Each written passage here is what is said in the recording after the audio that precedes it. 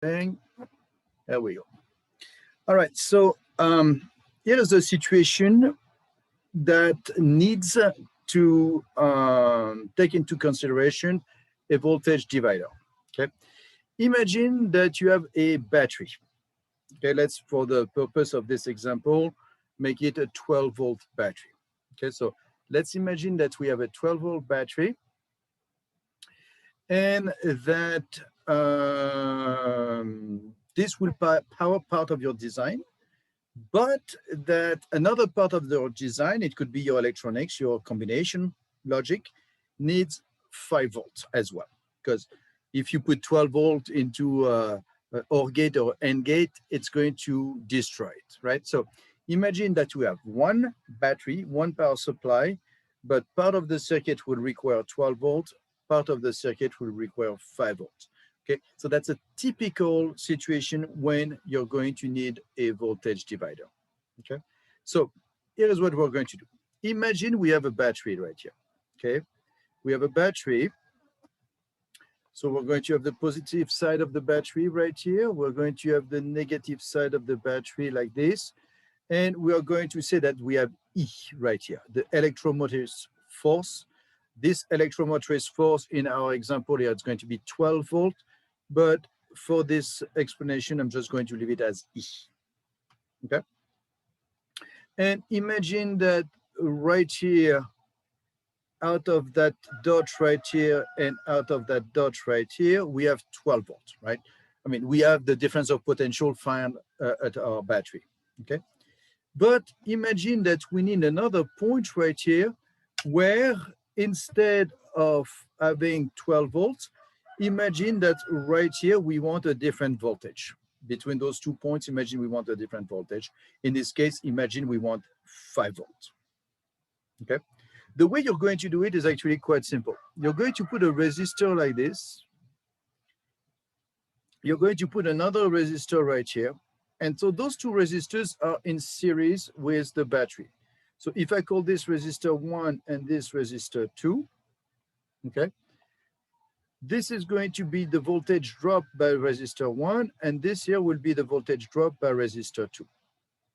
Okay. And ultimately, what we want here is the goal of designing this is what should R1 be? What should R2 be in order to have a given value of R2, voltage drop by R2, given a value E for the battery. Okay, so the question is, what is R1, what is R2? If we know E, and if we know what we want for VR2. Okay, so we are just going to follow the same principles that we did when we analyzed circuits last week. Okay, if I have my current right here, the first thing I'm going to do, as usual, is I'm going to start step 1 by calculating the equivalent resistance.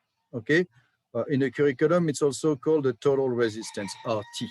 Okay, so because the circuit right here is a series circuit, you know, RT is going to be equal to R1 plus R2. What is R1? What is R2? We don't know. That's the goal. We want to find them, right?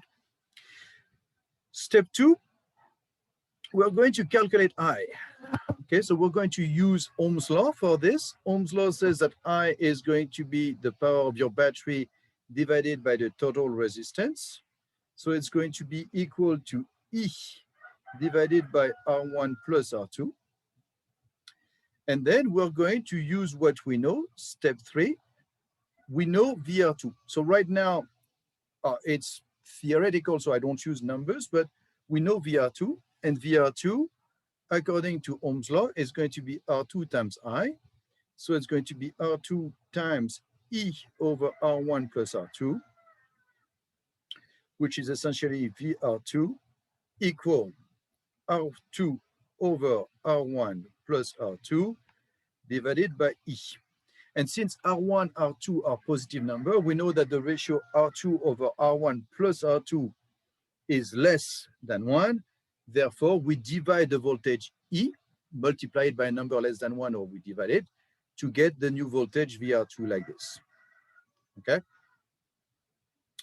Now, again, the idea is to isolate R1 and R2. So let's do a little bit of basic algebra on this thing. I apologize if what I'm about to show you doesn't feel basic. So just algebra, okay?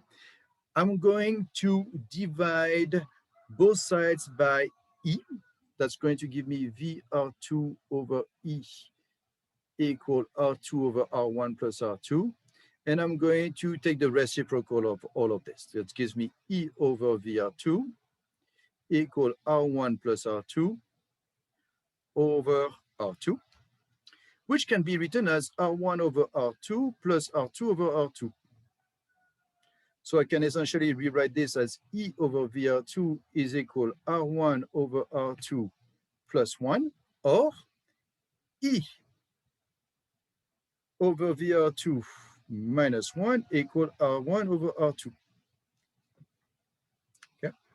If we now use a common denominator, I can say that E minus VR2 over VR2 has to be equal to R1 over R2. And this here is the formula that I'm going to use in order to select my values of R1 and R2. So if we go back to the design of the circuit above, what do we have for E? E, we have a voltage of 12 volts, okay? And VR2, we want it to be 5 volts, okay?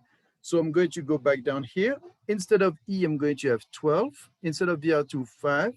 Instead of VR2, 5 again. So that's going to give me 7 over 5. And so that gives me the ratio of R1 over R2. That means that the ratio of those two resistors has to be equal to 7 over 5. So for example, I could choose R1 equals 7 kilo ohms, for example, and R2 equals 5 kilo ohms. If I choose those two, I will keep that ratio and I will have the voltages that I want. Be careful with those resistors though. If you choose resistance values that are too small, the current is going to spike, the battery is going to have a short lifespan, and it's going to be detrimental. So have fairly big values for the resistors, and you're going to be all good for this. Okay.